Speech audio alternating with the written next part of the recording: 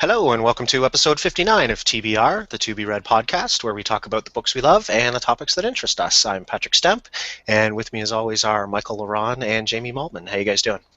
Good, Patrick. How's it going? Good too. Pretty good. So tonight we're going to be touching on a topic that we originally had planned for, I guess, 2 weeks ago, and that is O Canada. We're going to talk about Canadian authors, and I'm sure we'll get into some other things as well. Of course, we had Andy Weir on a couple weeks ago, and then last week we had Buddy Gott, so we sort of pushed this one back a couple weeks, and we're going to hit it up tonight. So we'll start with our roundtable first, and Jamie, do you want to go first? What have you been reading this week? Sure. I was just trying to see where I started from for the week, but it's been another mostly graphic novel week, and some different random stuff got in there. We continued with my son. I continued on the Adventure Time Ryan North graphic novel series or comic series, and it's in parallel to the show. So there's references, but there's no overlap. So it's nice, it's not like the Revenge of the Sith that I was reading with him, where it's like verbatim, pretty much the movie. They're really a lot of fun. Like they got these quirky stories going on, and this one actually had a retro video game, like they went into a video game and there's all sorts of video game references from the 80s and Mario stuff and whatever, and it's fun.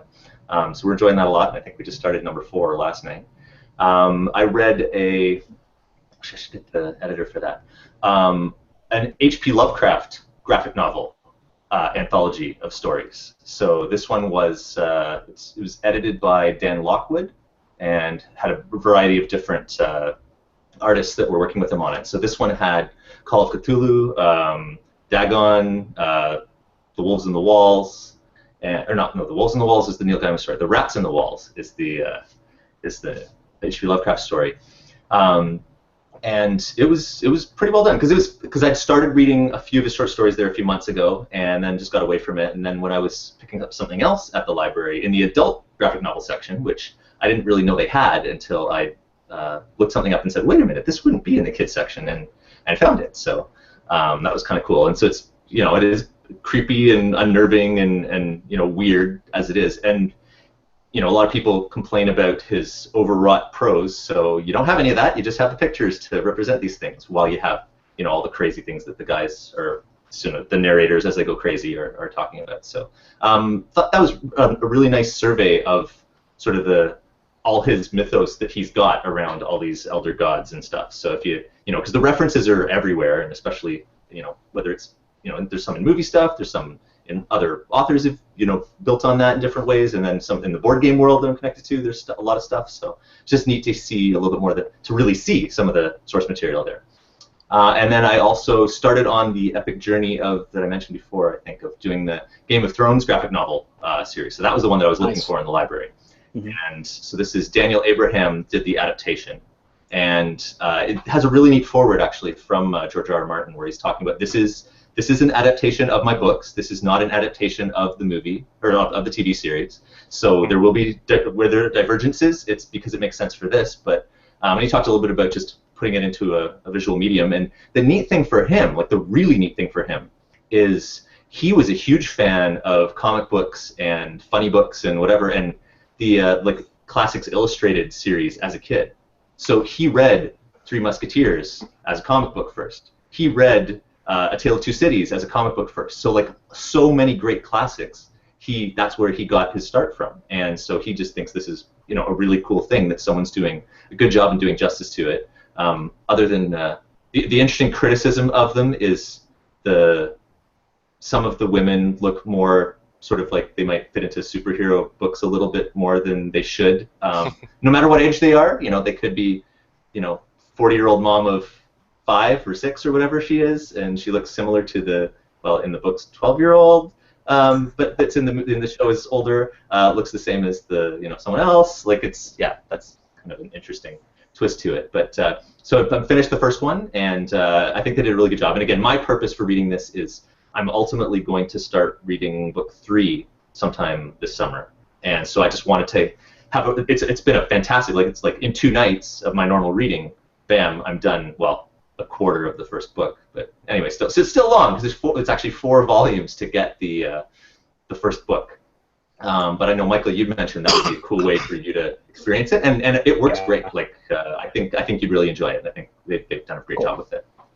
And I've continued to read Nature Wars. I'm getting into the final segment of that book by Jim Sturba, where it's talking about the denatured sort of American of today, where just we've lived so, or North American really, but specifically American, lived apart from nature so much, and just from the baby boom generation on, in these sort of cultivated suburbs, that any nature that's there isn't really nature, and so you just have no idea how to respond when the beavers come into your backyard, and there's even just he has like a chapter on roadkill, and people just think, oh yeah, well it just happens. Well, in a lot of places in the world, they're making that not happen, and when they first started building the highway system, all the wild animals were dead. Like they'd come back since, as the forests have grown up again, that sort of thing. So it's just really interesting, all the issues that he's looking at. So I think I'll finally be finished that sometime later this week, but we'll see. For whatever reason, that one's going slow, and I'm enjoying it. It reads slow compared to the new Wild. I was like, bam, bam, bam. The stories had me hooked all the time. So, and I believe that is all of my weekend reading there. So Okay. yeah. How about you, Michael? Yeah, I had a pretty good week this week in reading. I finished Consider Fleabus, the first book in Ian M. Banks' Culture series, and loved it. Thought it was a lot of fun. I will say that it was a little hard to follow, but I did like the story, and I liked where he was going, and I'm going to be curious to see, because I think the rest of the series follows different characters, so they're kind of standalone. How was it hard to follow? Like a lot of characters, or? Well, it's like I said last week. It's one of those books where you pick it up and you have no idea why you keep reading, but the first three chapters are really. He's got all these interesting names for these different races of people, and the names are complicated, and it's just very, very hard to follow. Just the characters, and just to keep them straight. And I think it takes a few chapters just to get that straight. And I think that as you go, he just introduces more characters, and it's kind of one of the issues that I have with space opera and space books, is that I think sometimes the authors just get a little too creative, and they can be kind of hard to follow. So I think that had a lot to do with it, and his writing style is very dense. Like it's dense in a good way, that it grounds you, and there's tons of sensory details, and I mean you can really feel like you're there. But I think it's one of those where if you come to a section where you kind of gloss over a little bit, it gets kind of hard to get back into the flow. So that's why I would say it's a little hard to follow sometimes. But overall, I enjoyed it, and I plan on continuing the series. And I probably wouldn't limit that to space opera, but anything epic, right? Because I mean, that's one of the big problems I've always had with Lord of the Rings, with exactly, George R. R. Martin stuff. Like because a lot of there's a lot of space opera, I think, that doesn't have that problem. And really I was the epicness anywhere. It could be any novel, but I think historical fiction can be the same thing too, right? It's really, you're right, Patrick. It's the epicness, not the. Yeah, I mean, keeping track of some of the characters in the Camelot series. I mean, there's a ton of characters there, and anything that's epic. Yeah, but that's why they call it epic, I guess. Yeah, no, it is epic, but it's epic in a good way, and it didn't stop my enjoyment of the book. There's some books where you would put that down and just be like, it's too complicated. But this was worth it. This was worth it. I would recommend it to anyone who's looking for a good space novel. Okay, and then I also read Creativity Inc. by Ed Catmull, which is the Pixar book, which is what they call it, the Pixar book. He's the president of Pixar. And he writes, it's basically like a company history book. So he talks about how Pixar got started in the late 70s, early 80s, and how they started off as a hardware company, and how they kind of pioneered animation, and kind of the ups and downs, and what it was like working with Steve Jobs, and working with Disney. And I guess I thought it would be more behind the scenes of the different movies that kind of made them popular. And there is a lot of that with, like, say, Toy Story and Toy Story 2, but it's really more of just like it just reads like a business book to me. You know, That's the reason I haven't read that yet. Like, because we've heard them talk about it on SPP a few times. Yeah, And they really liked it.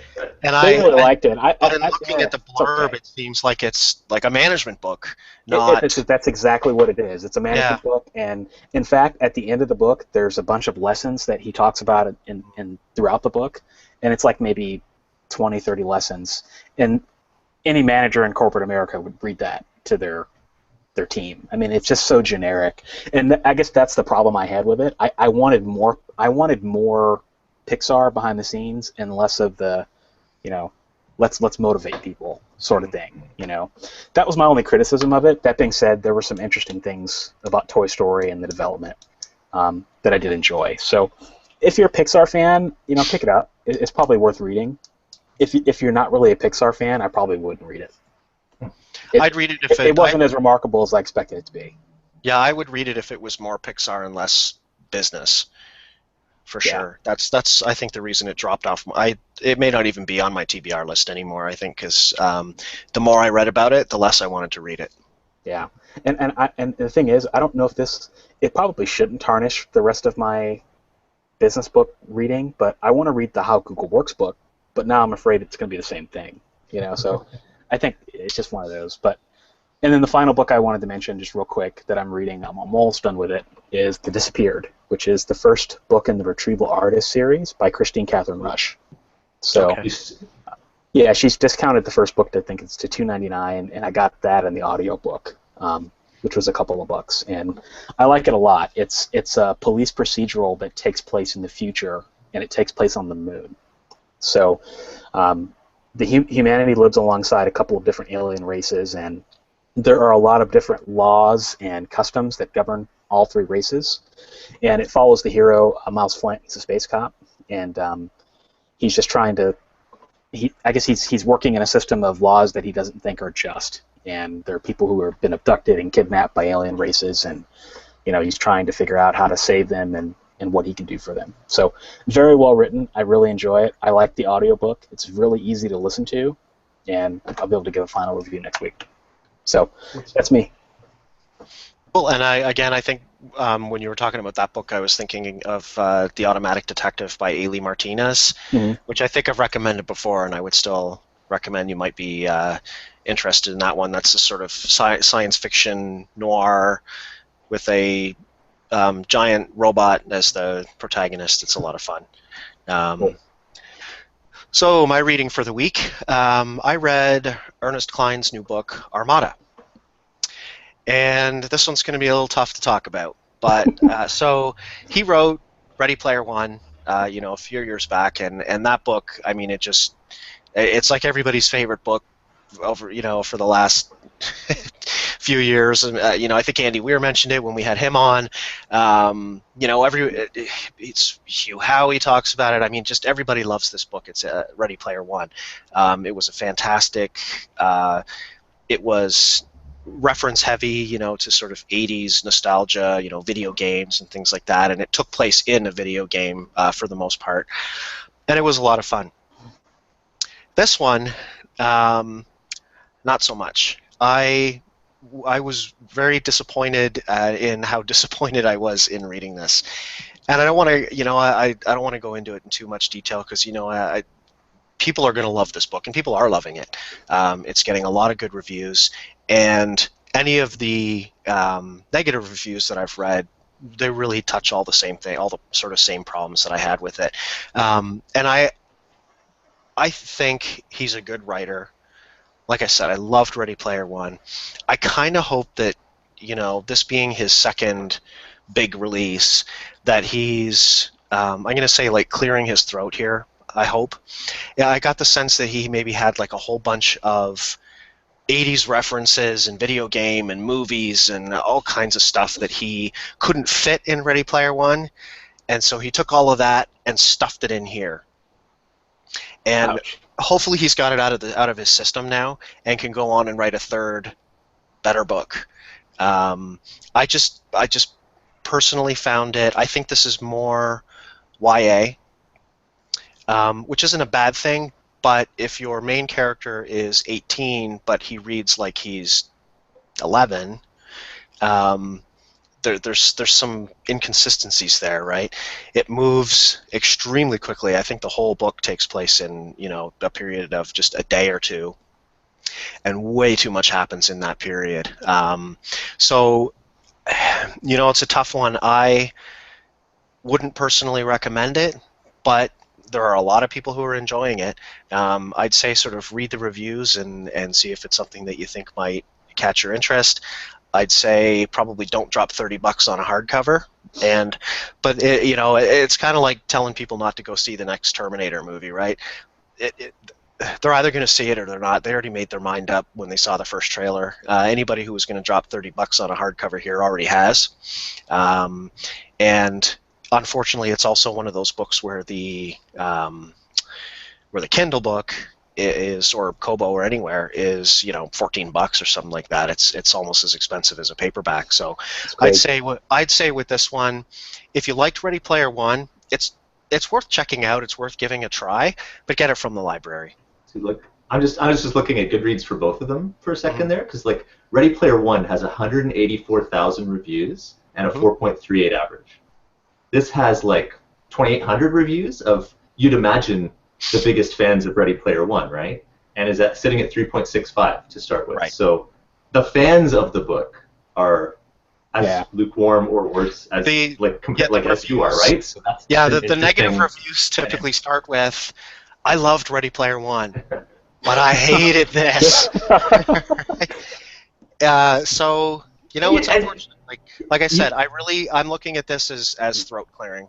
I think he just had some crap that he needed to get out of his head and onto paper, and it's unfortunate that they published it.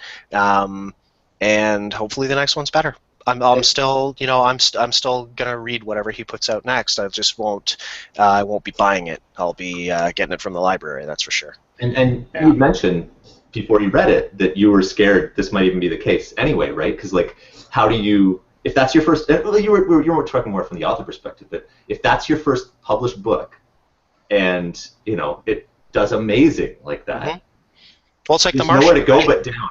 A matter of where, right? Yeah, it's like The Martian. I would not want to be Andy Weir right now. It would and would be interesting to see what his next book is like as well. We already heard him talk about it too, where he's going into much more space opera-ish, softer. Yep. So he's gonna have a whole crowd of people going, no, this is too soft anyway, right? So at least he knows that, so he could just roll with that, and maybe he'll find more fans because it is soft. I kind of felt about this book like I did about the Star Wars prequels. So with that, we'll I'll just mention quickly some of the other things I'm working on then. So I started reading Ted Saves the World by Brian Cohen, and he's somebody that I know we would like to have on the show. He's somebody that we listen to on other podcasts, and he seems like a cool guy. So and Michael, you've read that, right? Yeah, I've read Ted Saves the World. And Jamie, I don't think you have. I think I read the first couple of pages at some point, and I didn't get into it yet, so I may revisit it at some point. Yeah, it's one that I've had on my list. It's been sitting on my Kindle forever. I just hadn't gotten around to reading it, but I'm about a quarter of the way through on that now. I also started finally reading my paper copy of the Iliad, which has been sitting on my table for months and months and months. And that's about it. Oh, we'll move on to our topic of the week, which is Oh Canada. And we will start with authors, but I'm sure we'll talk about actors. There's a ton of actors and musicians and stuff like that too that we might touch on if we have time. And I think every one of us mentioned before we started here that we actually all showed up with a list. Yeah, I feel important today with a list in here. It's not a very long one, but I have a list. And when I was going through it too, I was trying to decide like what makes an author Canadian, right? So because so the one in particular, when I was looking through poking around on Wikipedia and stuff like that, like they don't consider Jack White to be a Canadian author. He was born in Scotland. He lives in Vancouver now. But he's not on their list of notable Canadian authors. Yet I believe he wrote all his books here, didn't he? Yeah, like in Vancouver, so or wherever yeah. he lived in Canada at the time. But so they're probably basing it on nationality. Right. Like he hasn't become whatever a naturalized Canadian citizen or so. But I would consider him a Canadian author. He's been here for years. Who else? Robert J. Sawyer is Yep. is probably my favorite.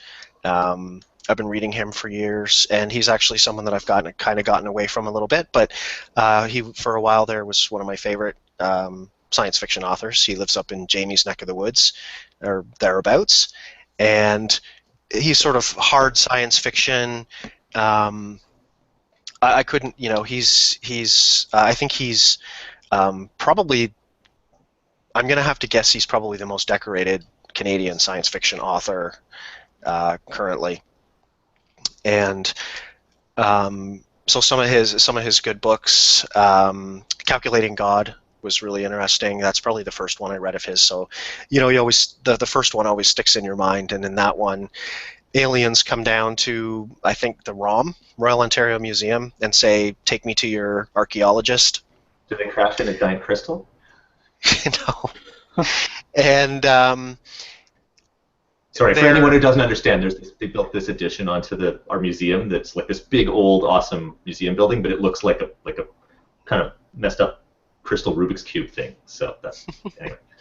It But would make sense.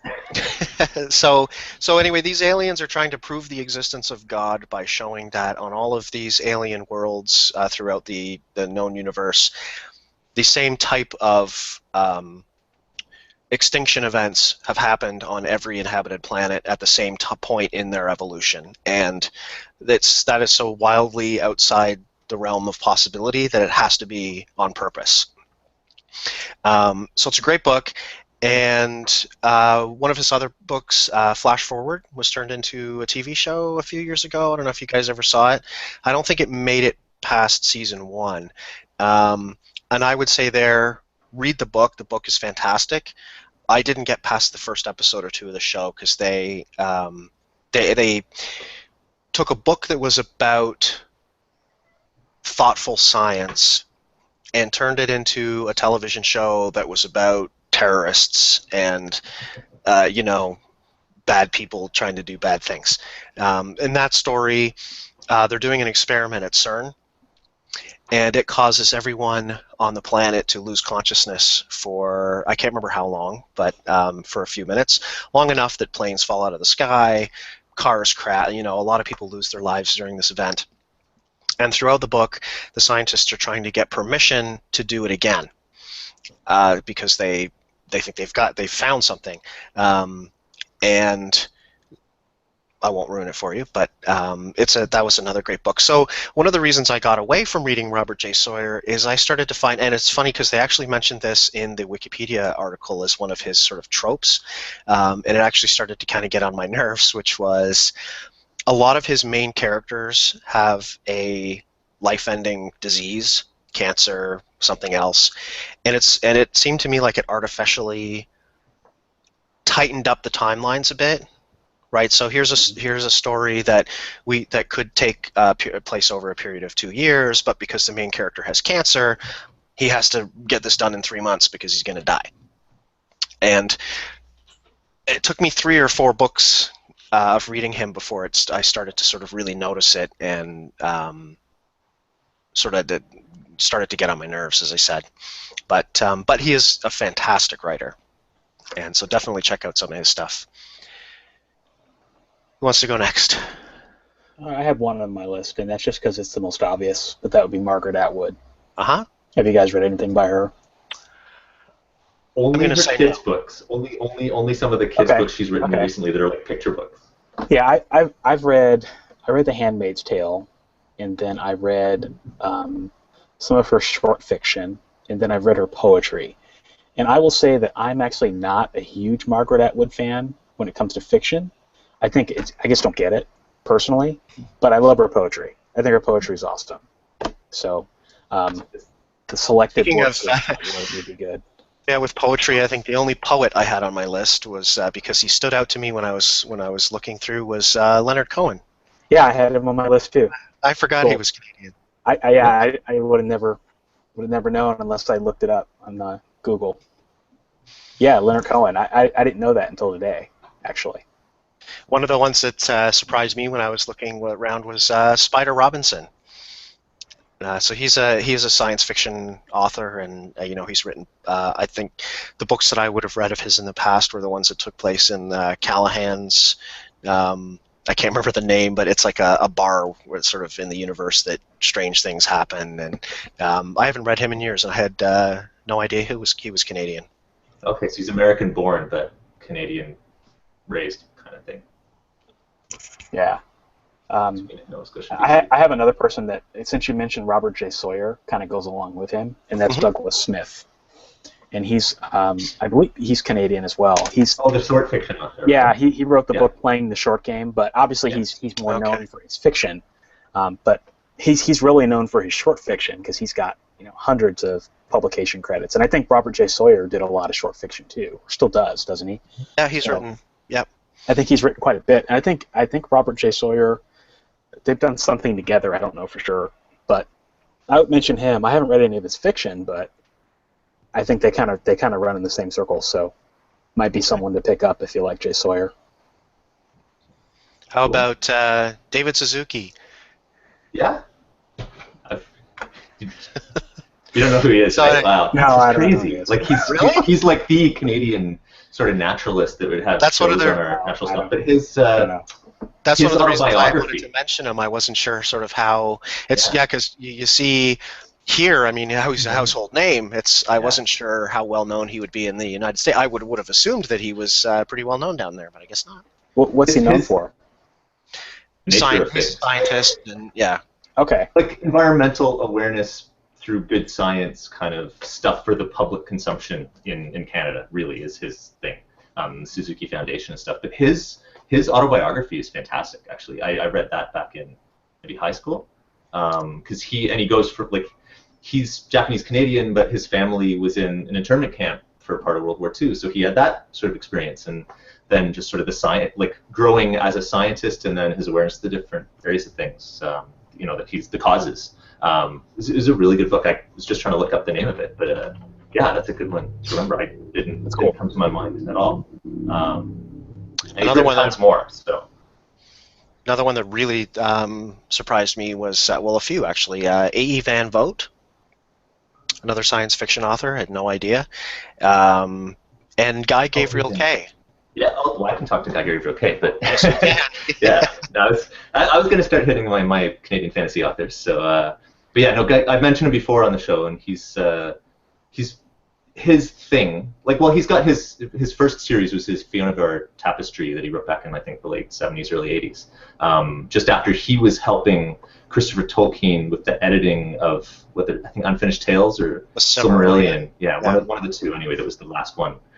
But so that one has students from the University of Toronto, my university, going through a portal and ending up in a fantasy world and having to be heroes and do a bunch of stuff. And I've read the first book of that, The Summer Tree. Has he written Arthurian legend at all? Because when I think of, like, I don't think I've ever read Guy Gabriel Kay, but of course it's a name that everyone knows, and thinks of in the sort of the fantasy, historically those types. inspired fantasy. Mm-hmm. That's his main thing, because he's the one I mentioned, takes a historical period, adjusts the names slightly, and writes stuff about the themes that were going on in that place, but without using the actual people. So he'll have the types of some of the roles that were involved, but rather, like, his thing is, if I were going to try and be accurate to history, I can't. I'm going to be putting words into real people's mouths. I don't want to do that. So I'm going to take all that stuff, play with that world in my own slightly different take on it, where I can take all the liberties I want to tell the story that I want as best that I want. And he's got some very poetic language in there, because he does poetry as well, and some of it's really cool. I love the idea of what he does. Like, I love his Chinese stuff. He's got Under Heaven, which is set in Tang Dynasty China, leading up to a particular rebellion, and then he's got River of Stars that's set 400 years later in Song Dynasty China, but both use his Kitai, that's his version of China. So, and there'd be references back to the previous dynasty and that book and stuff, and so it's, and again, having studied Chinese history and stuff, I thought he did a phenomenal job, and he's actually been invited to speak in China about writing historical fiction stuff, and it's very light fantasy elements usually. It's like it might be a little folklore stuff or a bit of like mysticism stuff that just comes out culturally. Tigana is one of his most famous ones that was set in something inspired by Renaissance Italy and all the city-states and conflicts between them.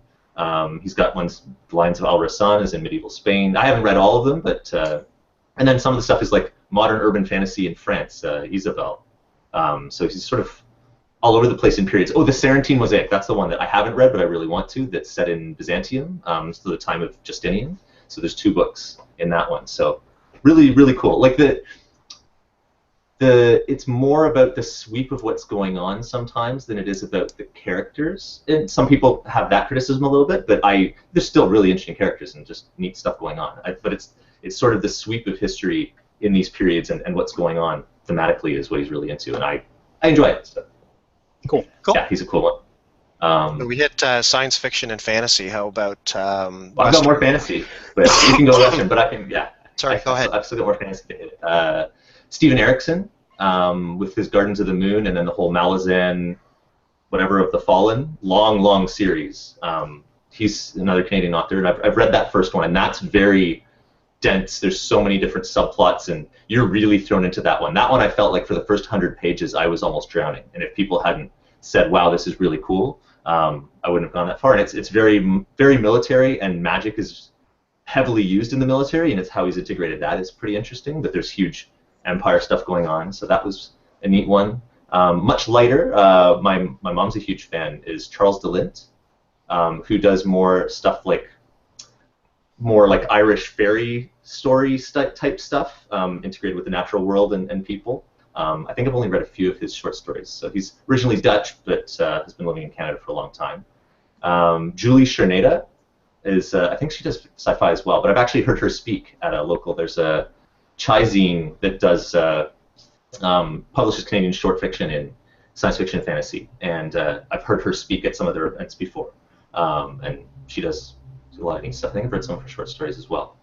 And then the one that R. Scott Bakker that I've mentioned lots of times before. So with his The Darkness That Comes Before is the first book of the second series is The Aspect Emperor. The first series is The Prince of Nothing, and I really like that a lot. It's weird, and it's a really like Tolkien level of detail world, and he's into a lot of neuroscience stuff. So he's looking in sort of the nature of belief and how that would, if people could play with that in a fantasy world. And so there's really, really neat stuff.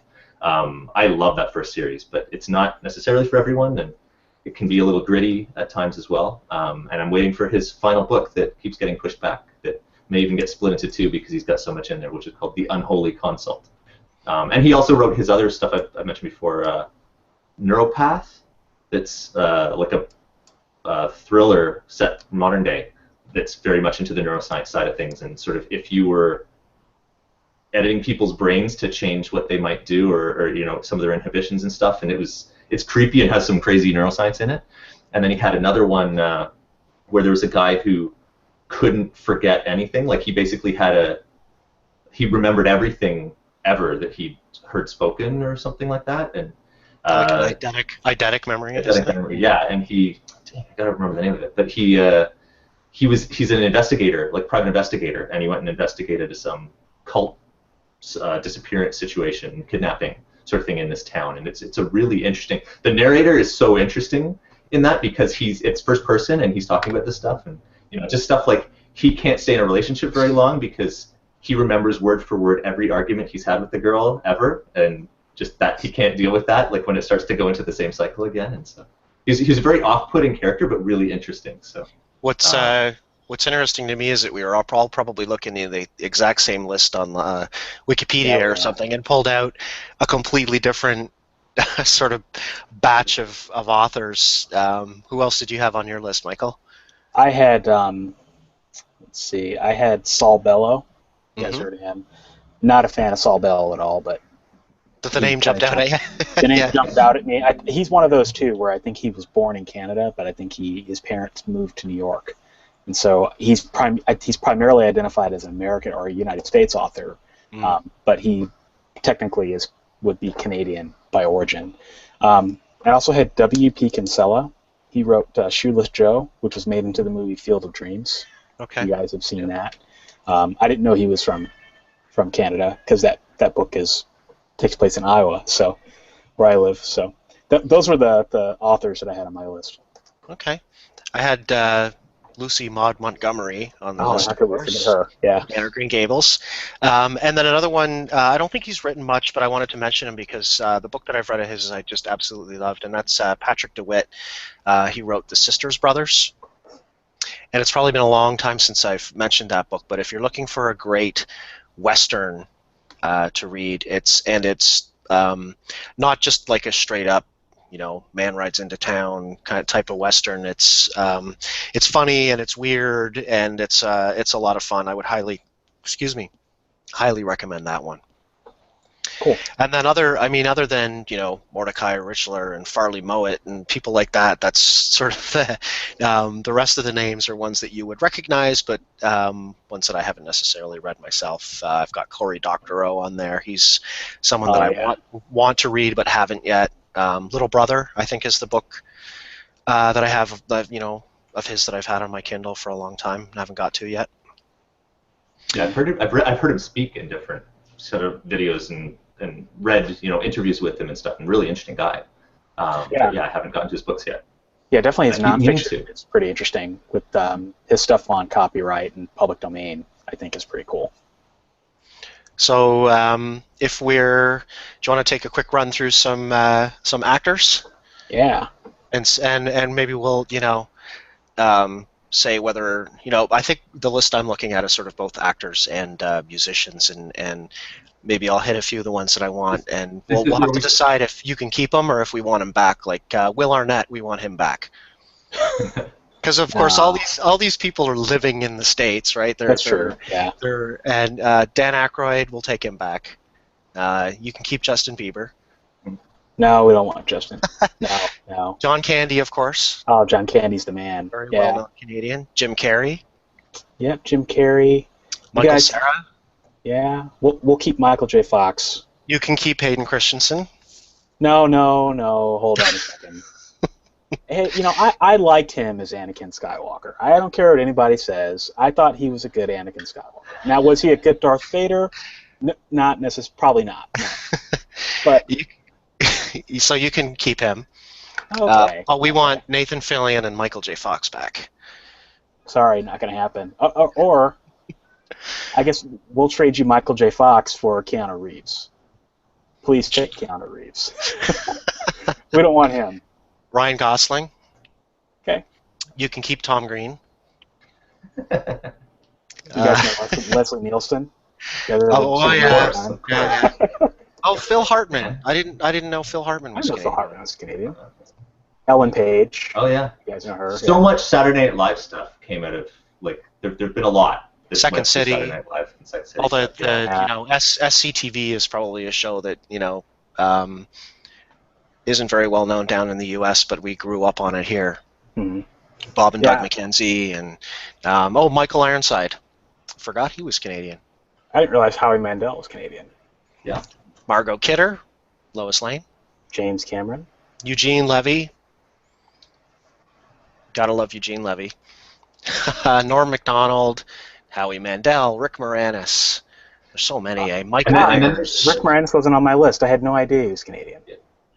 Yeah, and then there's this whole list of that at some point the teenage guys liked from various different TV shows. There were there's just been different generations of them from there was the Neve Campbell time for that. There was the Kristen Kroik on Smallville time for that. There's been a whole bunch of that. Elisha Cuthbert on 24 for that.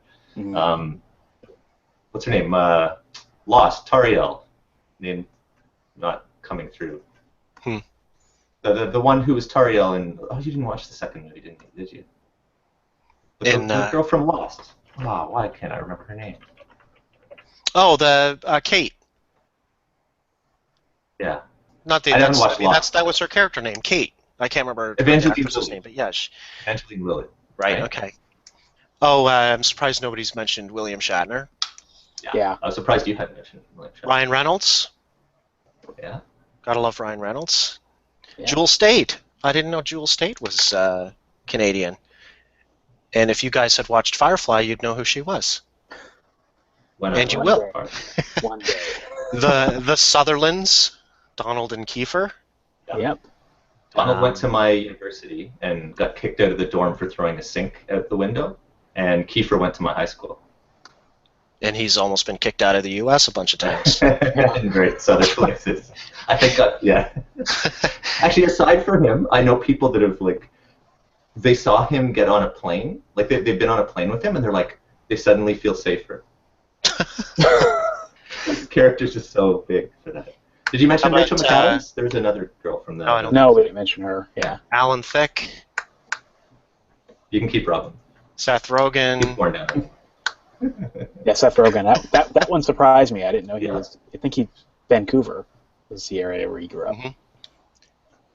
Half the cast of Battlestar Galactica. Don't forget Drake, rapper, right? And You can keep ambassador for the Toronto The whole Raptors. Degrassi No, we'll keep generation. him just because he's useful for the Raptors. So Pamela recruiting. Anderson. Yeah. Keep her too. Well, I mean, like, okay, so isn't well known. I was going to say Richard Dean Anderson. He's not Canadian, right? I was thinking of the cast of Stargate SG-1, because all of that takes place. All the filming is in Vancouver. It seems like all the sci-fi shows are Canadian. A long time, Maybe that's just ton me. of stuff was filmed in Toronto because there's so much of Toronto that you can make look like various American cities, and we had some Yeah. good film incentives and stuff for a while. So Yeah, and then like all the HGTV, like Home and Garden stuff. Who are the twin brothers that do the real estate? Can't think of their names. If you guys even, I know this because my wife watches these shows all the time. But they're twins, really good looking. Everybody swoons over them every time they're on TV. They're Canadian, and it's funny because all those shows you would never know it's Canadian because they don't tell you where the neighborhoods are. So when at least here in the States, so you could be watching a show for years and then find out when you see at the end filmed in Vancouver. No, had no idea. You guys keep talking. Just give me 2 since seconds. we're mentioning all that, we have to say, current, but people would know if they know would know. But Tatiana Maslany from Orphan Black that did get an Emmy nomination this time around, which she deserves. So when you play 6 different roles in one show as awesomely as she does, sometimes in scenes with herself, like she does a great job. So It's cool, and yeah, I guess there's just a lot of Canadian, I guess, people in the mainstream media. Like I think maybe it's just because L.A. I guess that's where all the film and the film and TV industry is. So that's I guess where they all go. But actually, there was at one point like half your major news presenters before the CNN generation, when they all had that, it was the Canadian accent, like the Peter Jennings of the world. Yeah. I think it's more specifically the Southwestern Ontario accent. Right. Yeah. But I mean, can sound with just like a little, like slightly muted, can sound like generic Midwestern whatever, and no one has a problem with it, and everyone can understand it. Right. So yeah, it's true. we have a good accent in Toronto as well. So if we want to wrap it up with maybe just a couple musicians, and then we'll, and then we could go on for another 20 minutes, but we won't because we're coming up on 45. I wanted to mention one more author crossover. He's like, I haven't read him so much as an author, but Ed Greenwood has written a bunch of like the Forgotten Realms fantasy, like Dungeons and Dragons novels, but he was the creator of the Forgotten Realms campaign world. Like he was the first guy designing that stuff. So for all the D&D fans out there, and that was probably my favorite of the campaign world. So and lots of cool stuff that came in that as a result of him selling that IP to TSR back a long time ago. So for music, like again, we could go on for 20 minutes if we start to get into the ones that the list, like Rush and Bryan Adams. But there were 2 that I would mention because I think more people should be listening to them, and they're more recent. And they would be first of all, Big Wreck. Ian Thornley's Canadian. That's a band that they were around years ago, and then they split up for like 12 years. But in the last few, they've put out 2 new albums, and they are best rock albums I've heard in years. They're extremely, just put them on repeat. If you haven't heard them, their last two albums, Albatross and Ghost, check them out for sure. Can't recommend those guys highly enough. I think they formed in Boston, Massachusetts at the school there. But like I said, Ian Thornley's Canadian, and so I'm claiming him. And then just another band that I just recently discovered called Deer Rouge. They're a husband and wife team out of Vancouver, sort of synth rock. And if you're looking for something that's a little more pop, but like extremely catchy, they've just put out an album called Black to Gold, and absolutely love that album too. I only have one, and that would be Randy Bachman. Of Bachman course. Turn Overdrive and the Guess Yep. Who. Good Sure. stuff. They had Classic, yeah. on the Geminis or our music awards, and a couple of years ago they had them on doing their thing, and that was pretty cool. Good stuff. There's a bunch that float under the radar and sort of pop stuff, and it's interesting. Sometimes we're not sure how far some of the people travel. Like, we know that Celine Dion traveled, but we unfortunately know that Justin Bieber has traveled. But yeah. Well, and a lot of these artists too sometimes may not be as well known here, and they're just massively popular over in places like Japan. Although I was going to say Dream Theater, but I think they're a band that's probably Dream Theater. Love Dream Theater, and they're just as big. Mm-hmm. They're not going to fill massive stadiums here unless they're touring with someone like Yes, which they do. But they're pretty popular here in the States, though. I think they probably could pull a big tour here. At least they could have 10 years ago. Back when. Sure. I don't know how popular they are now, but at least since like 10 years ago, they were everywhere. Yep. So I was thinking, Michael Bublé. We can claim ownership. Come on. Time to end the show. Come on. On that note. Hey, there's a lot of pop culture. Okay, so for anyone who's listening or watching, usually I remember to put the iTunes link in the notes. I'm sure I did. Go there and subscribe and listen and enjoy. And if you have a minute, we'd love it if you could rate and review the show. And do we have a topic for next week? I don't believe we do, as usual. No.